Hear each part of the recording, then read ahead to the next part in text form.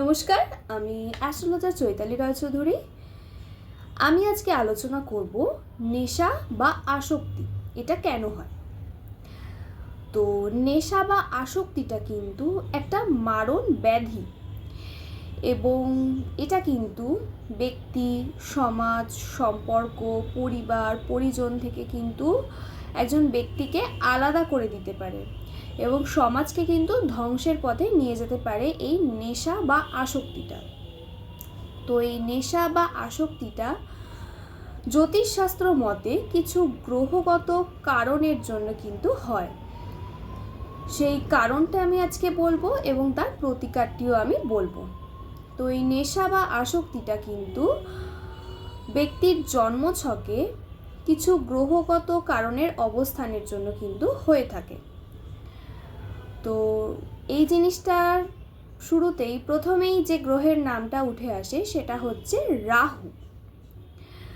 রাহু হচ্ছে অ্যাডিকশন, রাহু হচ্ছে বিভ্রান্ত, রাহু হচ্ছে সব কিছু ছন্নছাড়া এবং রাহু হচ্ছে আকর্ষণ, লালসা, এগুলোর কিন্তু ইন্ডিকেট করে। এই রাহু যদি পঞ্চম, অষ্টম এবং দ্বাদশ ভাবে থাকে তাহলে কিন্তু জন্মছকে, তাহলে কিন্তু একজন ব্যক্তিকে আকর্ষণ বা আসক্তির দিকে কিন্তু টেনে নিয়ে যায় এবং সেটা কোনো বাজে টাইপের আসক্তির দিকে, কোনো বিভ্রান্তকর, কোনো মোহ, কোনো বাজে টাইপের অ্যাডিকশানের দিকে কিন্তু একজন ব্যক্তিকে টেনে নিয়ে যায় এই রাহু। তো এই রাহু যদি চন্দ্রের সাথে সংযোগ করে তাহলে কি হয়? তো এই রাহু আর এই চন্দ্র যদি সংযোগ স্থাপন করে তাহলে একজন ব্যক্তির কিন্তু মানসিক স্থিতিশীলতা নষ্ট হয়ে যায় এবং একজন ব্যক্তির কিন্তু মানসিকভাবে বিভ্রান্তি তৈরি হয় এবং তাকে কোনো আসক্তির দিকে কিন্তু টেনে নিয়ে যায় এই সংযোগে, রাহু এবং চন্দ্রের সংযোগে। এবারে আসছি রাহু এবং শুক্র সংযোগে কি হয়। শুক্র হচ্ছে আমাদের ভোগবিলাসের কারক। শুক্র থেকে কিন্তু আমরা লাক্সারি লাইফ দেখি, শুক্র থেকে কিন্তু আমরা যৌন আসক্তি, এই সমস্ত জিনিসগুলো কিন্তু দেখি। তো এই রাহু আর শুক্র যখন সংযোগ সৃষ্টি করে তো সেই সময় কিন্তু একজন ব্যক্তিকে ড্রাগ অ্যাডিক্টেড বা মদ বা মাদকাসক্ত করতে পারে বা যৌন আকাঙ্ক্ষা একজন ব্যক্তির মধ্যে কিন্তু প্রবলভাবে বৃদ্ধি পেতে থাকে। এই জিনিসটাও কিন্তু লক্ষ্য করা যায়, সেটা হচ্ছে শুক্র এবং রাহু সংযোগের ফলে। এবারে আসবো চন্দ্রের কথায়। জন্মছকে চন্দ্র যদি দুর্বল বা পীড়িত থাকে সেক্ষেত্রে কিন্তু একজন ব্যক্তিকে কিন্তু মানসিকভাবে দুর্বল করে দিতে পারে, কারণ চন্দ্র কিন্তু আমাদের মন, মানসিকতা এবং আবেগকে কিন্তু কন্ট্রোল করছে। সে কিন্তু আবেগের বশে অনেক কিছু কাজ করবে। সে কিন্তু তখন যদি চন্দ্র দুর্বল থাকে কারোর জন্মছকে তাহলে সে কিন্তু আবেগের বশে কাজ করবে, সে কিন্তু ব্রেন খাটিয়ে কোনো কাজ করবে না। তার সে ইমোশনাল হয়ে কিন্তু অনেক কিছু করে ফেলতে পারে। এবং চন্দ্র যদি ব্যক্তির জন্মছকে দুর্বল থাকে তাহলে সেক্ষেত্রে কিন্তু একজন ব্যক্তির ভেতরে একটা অজানা ভয় কাজ করে, একটা আতঙ্কগ্রস্ত হয়ে থাকে এবং সব কিছুর থেকে একটু পালিয়ে পালিয়ে যাওয়ার একটা টেন্ডেন্সি কিন্তু তার মধ্যে লক্ষ্য করা যায়। সেটা হচ্ছে দুর্বল চন্দ্রের কারণে হয়। এছাড়াও কিন্তু গ্রহদের অন্তর্দশার ওপর অনেক কিছু ডিপেন্ড করে। যদি রাহু, কেতু, শনি এগুলোর দশা চলে তাহলে সেক্ষেত্রে কিন্তু একজন ব্যক্তিকে আসক্তির দিকে টেনে নিয়ে যায় এবং যদি তার সাথে চন্দ্র এবং শুক্রের দশা চলে সেক্ষেত্রে কিন্তু এই জিনিসটা আরও বৃদ্ধি পায়, এই জিনিসটা আরও বৃদ্ধি পেতে দেখা যায়।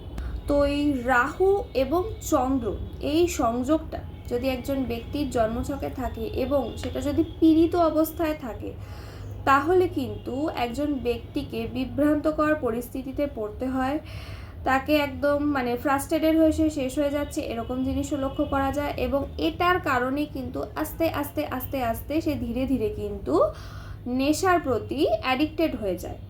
সে কিন্তু তখন ওই পথটাকেই বেছে নেয় এই রাহু আর এই চন্দ্র, রাহু হচ্ছে বিভ্রান্তি তৈরি করে, রাহু হচ্ছে আসক্তি তৈরি করে, এবং চন্দ্র যদি সেক্ষেত্রে দুর্বল থাকে এবং রাহুর সাথে যদি সংযোগ স্থাপন করে তাহলে কিন্তু এটা আরও বৃদ্ধি পেতে দেখা যাবে এবং মন মানসিকতা সব কিছু কিন্তু নষ্ট হয়ে যায় ব্যক্তির। সে তখন ওই একটা জিনিস ছাড়া আর পৃথিবীতে কিচ্ছু জানবে না, চিনবে না, সে তখন ওই অ্যাডিকশানটার পিছনেই পড়ে থাকবে, ওই নেশার জিনিসটার দিকেই সে তখন ছুটবে। এবারে বলবো যে একজন ব্যক্তি যখন নেশার দিকে ক্রমশ ডুবে যাচ্ছে তখন সেই ব্যক্তির করণীয় কী? তো নেশার দিকে যখন একজন ব্যক্তি ডুবে যাচ্ছে, সে যখন একদম অন্ধকারে তলিয়ে যাচ্ছে, তখন তার করণীয় হচ্ছে তাকে প্রথমে বুঝতে হবে যে সে কোনো খারাপ কিছুর দিকে কিন্তু ঢুকে যাচ্ছে, সে অন্ধকারের দিকে কিন্তু তলিয়ে যাচ্ছে, এবং সেটা প্রথমে সেই ব্যক্তিকে বুঝতে হবে। তারপরে যে পরিস্থিতির জন্য এই নেশার পথটাকে সে বেছে নিয়েছে, নেশার দিকে সে ডুবে যাচ্ছে, সেই পরিস্থিতিটা থেকে কিন্তু বেরিয়ে আসতে হবে। এরপরে করণীয় হচ্ছে বন্ধু সঙ্গ, সৎ বন্ধু, যারা সৎ উপদেশ দেবে সেই বন্ধু। এরকম বন্ধু নয় যে সেই বন্ধু আরও বলবে যে হ্যাঁ নেশা করো, এটাই ভালো, এটাই জীবন, এটাই একমাত্র বাঁচার রাস্তা, এরকম বন্ধু কিন্তু নয়। যে সৎ পরামর্শ দেবে, সৎসঙ্গ, সেই সৎসঙ্গকে কিন্তু ধরে বাঁচতে হবে। সৎ বন্ধুদের সাথে সময় কাটাতে হবে এবং সবার আগে যেটা জরুরি সেটা হচ্ছে পরিবার থেকে কিন্তু সাপোর্ট পেতে হবে। পরিবারের লোকজনকে কিন্তু টাইম দিতে হবে, তাদের সঙ্গে কিন্তু সময় কাটাতে হবে। এছাড়াও বিভিন্ন রকম ট্রিটমেন্ট রয়েছে, ফ্যামিলি কাউন্সিলিং রয়েছে, সিবিটি রয়েছে, এক্সেট্রা, অনেক কিছু ট্রিটমেন্ট থাকে, সেগুলো কিন্তু করাতে হবে ব্যক্তিকে। এই জিনিসগুলো কিন্তু একজন ব্যক্তি যদি না করে তাহলে কিন্তু সে কিছুতেই নিজেকে সেখান থেকে বার করে আনতে পারবে না। এছাড়াও কিন্তু নিয়মিত ব্যায়াম করতে হবে, এক্সারসাইজ করতে হবে, ধ্যান করতে হবে, মেডিটেশন করতে হবে। প্রথম এগুলো করতে ইচ্ছে করবে না, কিন্তু এগুলোকে কিন্তু আস্তে আস্তে অভ্যাস করতে হবে। ওই জন্য প্রথমেই কথাটা বললাম যে একজন ব্যক্তি যে নেশায় ডুবে গেছে তাকে আগে এটা বুঝতে হবে যে এটা আমার ক্ষতিকর, এটা কোনো জীবন নয়, এখান থেকে আমাকে বেরিয়ে আসতে হবে। তারপর কিন্তু আস্তে আস্তে সে সেখান থেকে বেরিয়ে আসতে পারবে।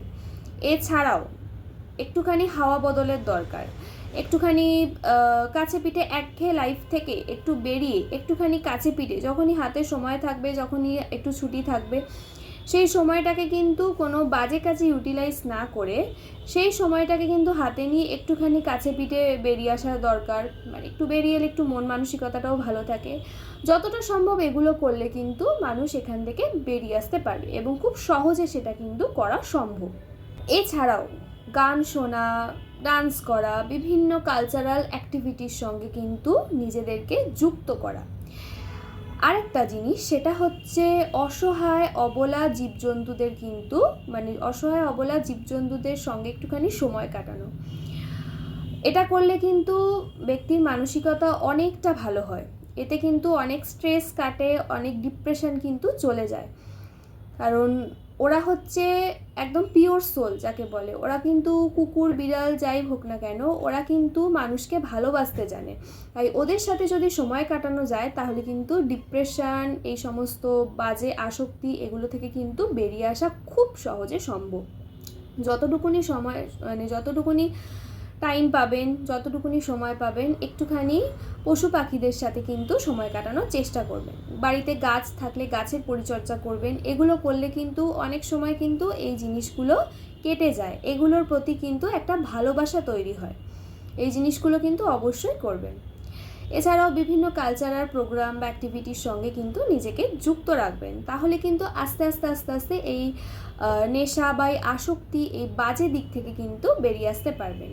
আপনারা নিজেরাই বুঝতে পারবেন যে এটা আমাদের পক্ষে উচিত না, এতে আমাদের শরীর খারাপ হচ্ছে, এতে আমাদের আয়ু ক্ষয় হচ্ছে, এই জিনিসটাও কিন্তু আপনারা বুঝতে পারবেন। এতে তাড়াতাড়ি আমাদের যে লাইফ টাইমটাই, এটা কোনো লাইফস্টাইলই নয়, এই লাইফস্টাইলটা থেকে বেরিয়ে আসতে পারলে কিন্তু আপনারা অনেকটা উপকৃত হবেন, এতে আপনাদের শরীর স্বাস্থ্য সব কিছু কিন্তু ভালো থাকবে।